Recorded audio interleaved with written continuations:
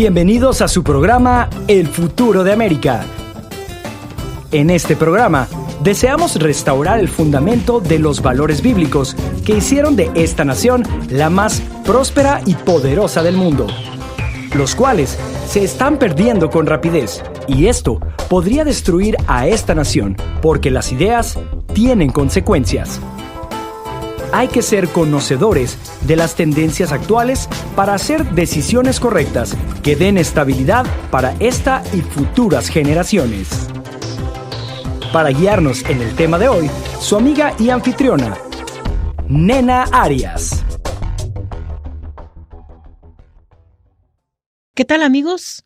Qué alegría tenerles con nosotros de nuevo para la continuidad de este tema tan importante. El poder asombroso de la oración.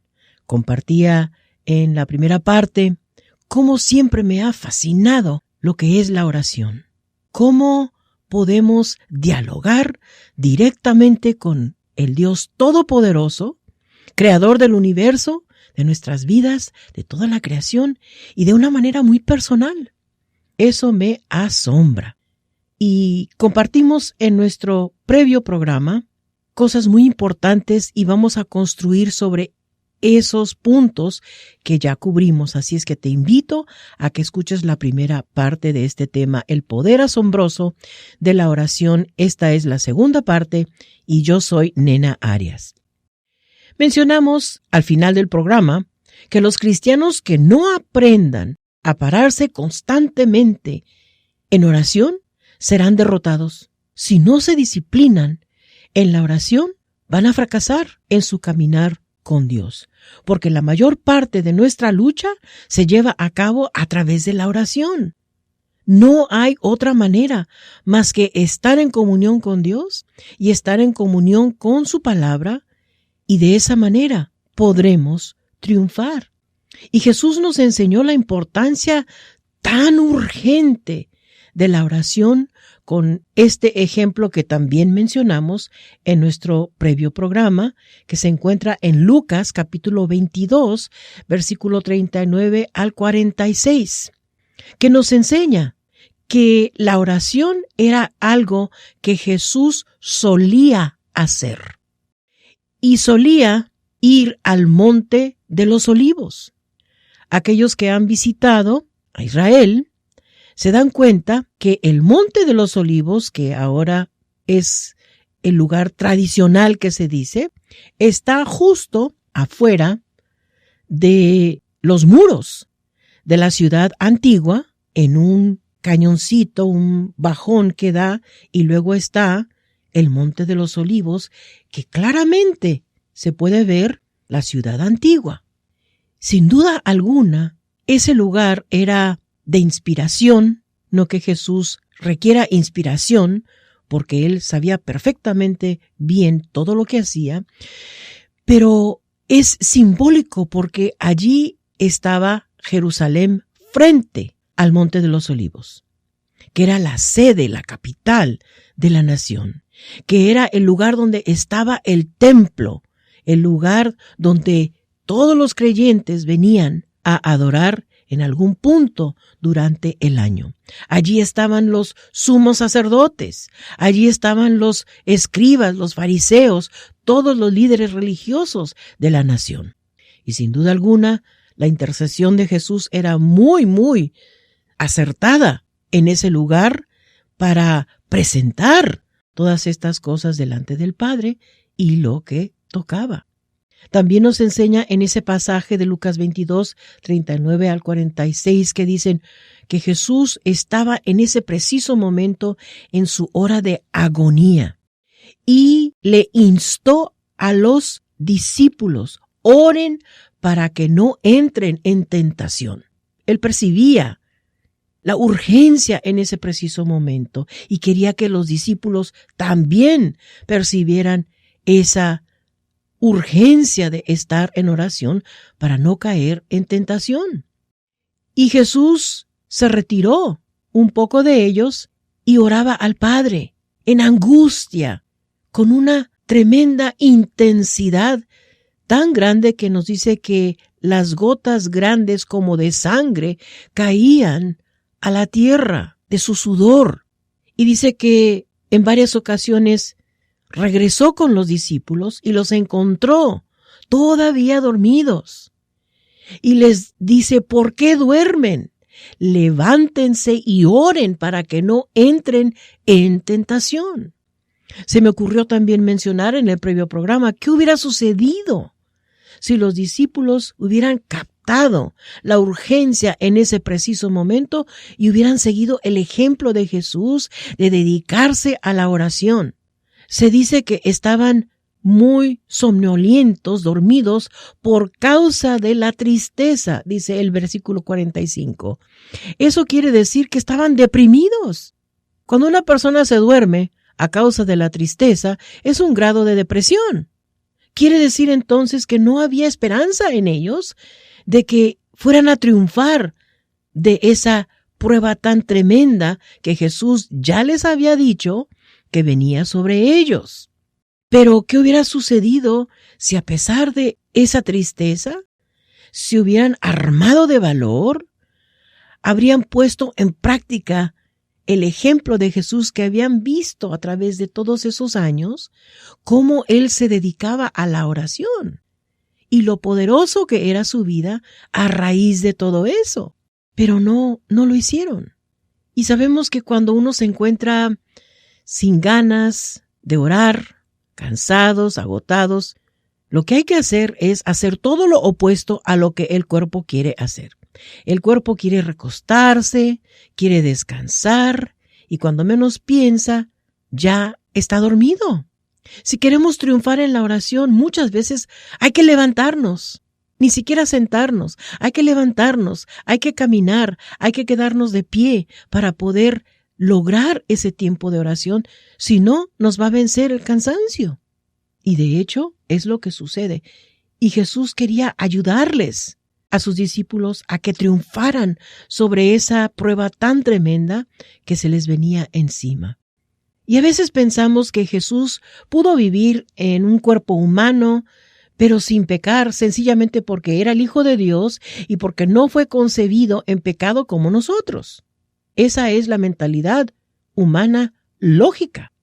Pero vemos en Hebreos capítulo 4, versículo 15, que ese argumento se desmorona completamente, porque dice, y cito, porque no tenemos un sumo sacerdote que no puede compadecerse de nuestras debilidades, pues Él fue tentado en todo, igual que nosotros, pero sin pecado. Termino de citar. Ahí lo tenemos. El único poder que tenía Jesús era el que extraía constantemente de Dios Padre. Es el que Él buscaba constantemente en el Espíritu Santo para estar en intercesión, en oración, fortaleciéndose para poder cruzar y vencer todas las tentaciones que tú y yo tenemos. Pero Él no estaba haciendo nada que tú y yo no podemos hacer. Piénsalo bien. Cuando tú quieres vencer una tentación, ¿qué es lo que tienes que hacer? Tienes que apoyarte en Dios. Tienes que hacer decisión. Tienes que decir, no quiero fallarle a Dios Padre. No quiero caer en pecado. La palabra de Dios me dice que esto no es permitido. No quiero fracasar en mi caminar con Dios. Tú tienes que hablarle a tu mente, hablarle a tu espíritu y huir de esa tentación. Es lo que hizo Jesús, clamar a Dios. Constantemente estaba fortaleciendo su vida a través de la oración. Y como cristianos, nunca debemos subestimar el poder de la oración y del enemigo. Y debemos armarnos diariamente con la oración. Es algo que es nuestra línea de supervivencia, por así decirlo, para poder vencer todas las tentaciones, así como Jesús venció. Piensa en lo que a ti te tienta, en lo que a ti te llama la atención en cuestión de pecado. Todo eso lo vivió Jesús en carne humana, pero no cayó en pecado. ¿Cuál fue su secreto? Su secreto era hacer decisiones constantemente, de no caer en la debilidad de lo que sentía el cuerpo humano. El dolor, la lujuria, el cansancio, el hambre, todo lo que a nosotros nos tienta, él lo vivió. En Santiago, capítulo 5, versículo 16 al 18, nos dice cosas claves sobre la oración. Y dice, y cito, la ferviente oración del justo, obrando eficazmente, puede mucho. Elías era un hombre sujeto a pasiones, igual que nosotros, pero oró con insistencia para que no lloviera, y no llovió sobre la tierra durante 3 años y 6 meses. Y oró de nuevo, y el cielo dio lluvia, y la tierra produjo su fruto. Termino de citar. ¿Qué nos está diciendo Santiago aquí con respecto a la oración? Antes que nada, nos dice que la ferviente oración del justo, obrando eficazmente, puede mucho. Para empezar, tenemos que ser personas justas delante de Dios, libres de pecado, constantemente rechazando el pecado y viviendo una vida en obediencia, en santidad a Dios. Y debemos ser fervientes en la oración, constantes, insistentes, consistentes en la oración. Y nos da el ejemplo de Elías.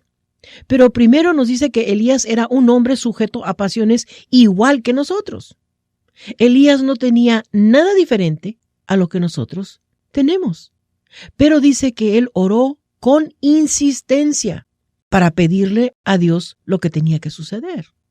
Y no llovió sobre la tierra durante 3 años y 6 meses, porque eso es lo que Dios quería en ese preciso momento.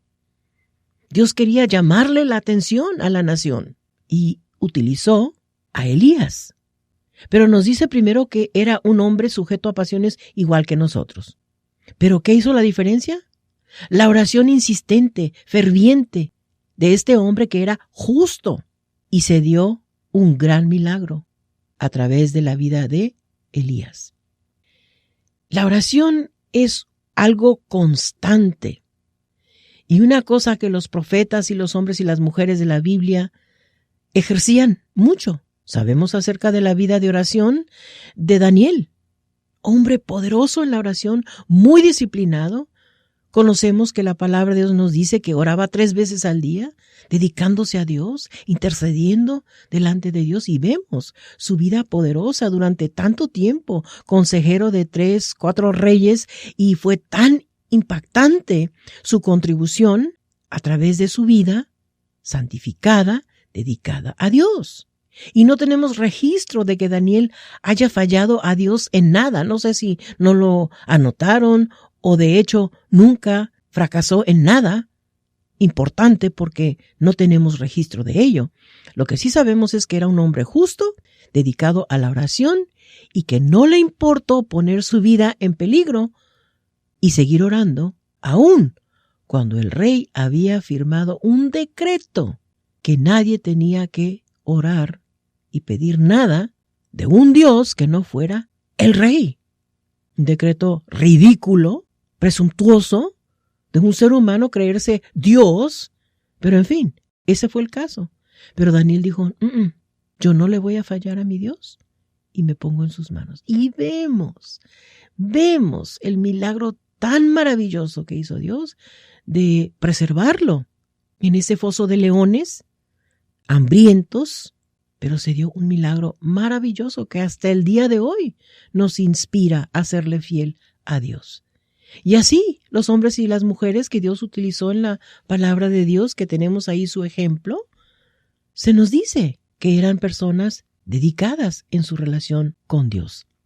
¿Qué diremos de los primeros cristianos primitivos del primer siglo, que tenían en común esa disciplina, entendían el poder de la oración y por eso siempre estaban hablando con Dios? Y tenemos en el libro de los Hechos, que menciona que subían a la oración a la 3ª hora, subían a la oración en la hora 9ª, subían a la oración diariamente, porque ellos entendieron el poder y la importancia de la oración. Sin duda alguna, los apóstoles, habiendo aprendido de Jesús, enseñaban a la gente la importancia de la oración. Entonces los cristianos de la iglesia primitiva tenían horarios fijos de oración diaria. Oraban al amanecer, a media mañana, al mediodía, a media tarde, al atardecer y antes de acostarse. E incluso durante vigilias nocturnas, donde velaban y oraban en oración. Sin duda alguna, cuando estaban en el aposento alto, donde Jesús les dijo, vayan y no se separen de allí hasta que no venga el Espíritu Santo. Y vemos que, sin duda alguna, estuvieron en oración, vigilias nocturnas, esperando el regalo de Dios. Y vemos cómo Dios se manifestó de una manera tan poderosa. Se nos dice que Jesús oró incesantemente y en ocasiones durante toda la noche. Él es nuestro ejemplo. En Lucas capítulo 5, versículo 16 dice, pero él se apartaba a los lugares desiertos y oraba. Termino de citar. Se apartaba en privado, se alejaba de los apóstoles y se dedicaba a la oración. En Lucas capítulo 6, versículo 12 dice, y aconteció en aquellos días que Jesús salió al monte para orar y pasó toda la noche en oración a Dios. Termino de citar. Ponte a pensar, ¿no te habría gustado poder presenciar una noche de oración de Jesús? ¿De qué le hablaría al Padre toda la noche? Si mucho de lo que el Padre le quería comunicar, él ya sabía. Pero aún así, Jesús se pasaba noches enteras en oración. ¿Qué tan importante es entonces la oración? Estar en comunión con Dios para que de aquí de la tierra haya un enlace en acuerdo, en deseo, en petición de que se haga la voluntad de Dios aquí en la tierra como se hace en el cielo. Esa es la conexión. Dios quiere encontrar hombres y mujeres con ese tipo de fe que le crean a Él para que Él pueda manifestarse de manera sobresaliente. Entonces, cuando hablamos de la oración, no es un asunto ligero. No es decir 3, 4 palabras o pasar 30 segundos en oración y pensar que ya cumplimos. Habrá esas ocasiones en que esas oraciones es todo lo que tenemos tiempo para hacer. Pero también tenemos que hacer otro tiempo, porque el poder de la oración y la importancia son asombrosas esas cualidades. ¿Cuáles son los efectos de la oración? El poder que viene con la oración no depende cuánto tiempo hemos sido cristianos, seguidores de Cristo, o cuánto tiempo hemos asistido a una iglesia o congregación. De eso no depende. No depende de una posición que podamos tener o un título en una congregación. No depende si somos un pastor, un líder en la iglesia o en la congregación, si somos lo que se considera un evangelista o un miembro simplemente. De eso no depende. No importa en qué postura corporal estemos al orar. Si estamos de pie, Dios nos escucha. Si estamos sentados, Dios nos escucha. O si estamos arrodillados o donde estemos, Dios escucha la oración de fe. Un creyente nuevo puede hacer una oración de fe sobre las promesas de Dios y verá resultados sobresalientes, si no duda. Y si es la voluntad de Dios, conceder su petición en ese momento. Y eso es muy importante. Hay que entender que cuando Dios demora en contestar algo que queremos ver, no es porque no nos escuchó, no es porque oramos algo equivocado, sino que Dios tiene el preciso momento en el cual quiere manifestar el resultado de esa oración. Y eso no nos debe confundir, no nos debe desanimar, no debemos decir, Dios no me va a conceder esto, aquello que le he pedido. Es en el preciso momento que Dios considera que es el tiempo apropiado. También es muy importante saber que el poder de la oración no proviene del uso de objetos, artefactos, íconos, velas, rosarios o cuentitas, como enseñan algunas denominaciones y religiones. Y la gente deposita su fe en esos artefactos, en esos objetos, y no está pensando realmente que es a través de la fe directamente depositada en Dios y su palabra. Todo lo que Dios requiere es que nuestro motivo sea puro. Revisa tu motivación y asegúrate de que tu motivo sea puro y de acuerdo con su palabra. Dios no va a hacer algo que contradice su palabra. Asegúrate que seamos firmes y humildes al acercarnos a Él, reconociendo que Él es Dios y que no hay nada imposible para Él. Una fe inmovible, una fe sustentada en su palabra, porque eso es lo que Dios usa como fundamento, como apoyo, para contestar las oraciones. La motivación tiene que ser pura, tiene que ser de acuerdo a su palabra. Tenemos que ser firmes y humildes al acercarnos a Él, reconociendo quién es Él y que no hay nada imposible para Él. Circunstancias que para nosotros son imposibles, para Dios no hay imposibles. Y es más, nos dice que para el que cree tampoco nada le será imposible. Claro, aunque tener una relación cercana con Dios afectará la eficacia de nuestra oración, pero no siempre es así. Piensa en las personas que se encuentran de repente en una situación muy trágica, con una enfermedad incurable, en un accidente automovilístico trágico, que se encuentran en situaciones muy difíciles, pero que en ese preciso momento ni siquiera están en una relación con Dios. Pero que esa situación los hace despertar a la realidad y decir, tengo que clamar a Dios. Y muchos de ellos en ese preciso momento claman a Dios en sinceridad, en angustia, en mucha urgencia en su espíritu. Y Dios los escucha. Y muchas veces le hacen promesas a Dios en esa situación. Dios, si me salvas de esta, me voy a dedicar a ti. ¿Y cuántas personas han surgido con ministerios poderosísimos de un momento así, donde clamaron a Dios en una situación amenazante, aunque no estaban en comunión con Dios, y Dios los escuchó y contestó esas oraciones, y les tomó la palabra, y los libró, y de ahí surgió algo glorioso, maravilloso para la gloria de Dios. En otras ocasiones, hay personas que han hecho esas oraciones en esas situaciones y le prometen a Dios muchas cosas, y una vez que ya están a salvos, se olvidan de esa promesa y ya no le sirven a Dios. Entonces, ¿perdió Dios? No, perdieron ellos.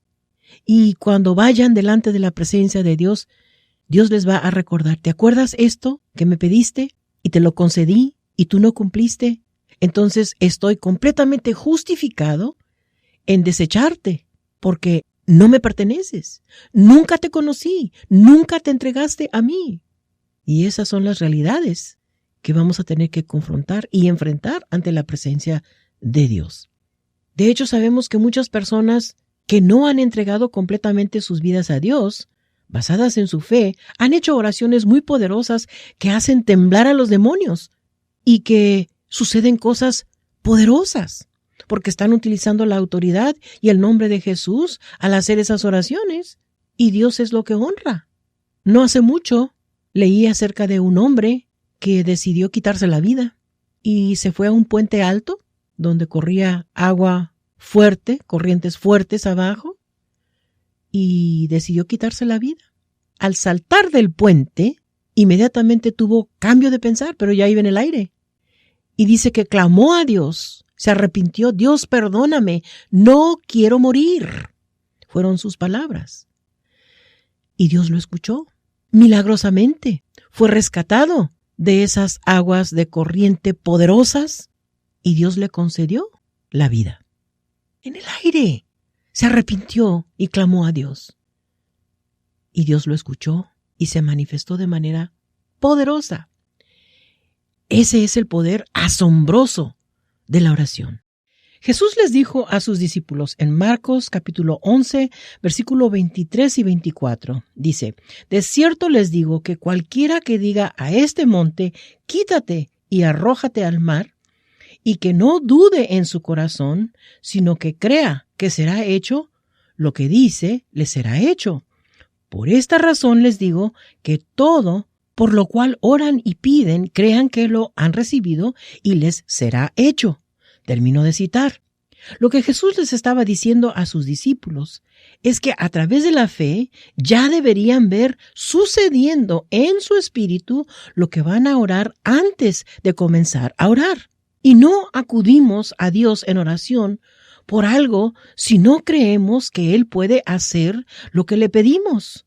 Como dice la Biblia en Hebreos capítulo 11, versículo 1 y el versículo 6, que dice: la fe es la constancia de las cosas que se esperan, la comprobación de los hechos que no se ven. Y sin fe es imposible agradar a Dios, porque es necesario que el que se acerca a Dios crea que Él existe y que es galardonador de los que le buscan. Termino de citar. Así es, cuando se trata de nuestra fe y relación con Dios, todo se basa en la fe y en lo que ya nos ha revelado en su palabra. Pero no se basa en una fe ciega.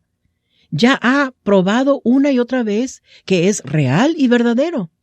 Decidimos en nuestro corazón aceptar su palabra, porque o Él es quien dice que es, o es un mentiroso.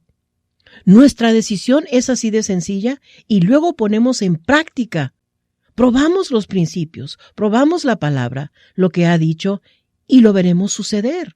Entonces, nos convertimos en testigos de primera mano y guerreros de su fidelidad, y podemos enfrentarnos al enemigo con valentía y confianza, porque sabemos lo que dice Romanos capítulo 4, versículo 17, que dice: Él llama a las cosas que no existen como si existieran. Termino de citar. Entonces, cuando te apoyas en la autoridad y el poder de Dios que se te ha dado y crees en las cosas que no son como si fueran, las cosas comienzan a suceder. Las fortalezas comienzan a caer. Las cargas se levantan. La sanidad y la liberación se manifiestan. Y todo lo que pides se te concede en el momento, en el tiempo de Dios que Él ha aprobado. Y eso es muy importante. Debemos entender que Dios no opera en nuestro tiempo, sino en su tiempo. Por eso debemos perseverar en la oración, no porque se olvide Dios de lo que le hemos pedido, sino que debemos seguir ejerciendo nuestra fe y reconociendo dónde está depositada esa fe. Debemos ser consistentes en vivir la palabra de Dios en nuestras vidas y mantenernos firmes, como nos dice la palabra de Dios en Juan capítulo 15, versículo 7. Dice: si permanecen en mí y mis palabras permanecen en ustedes, pidan lo que quieran y les será hecho. Termino de citar. Piénsalo.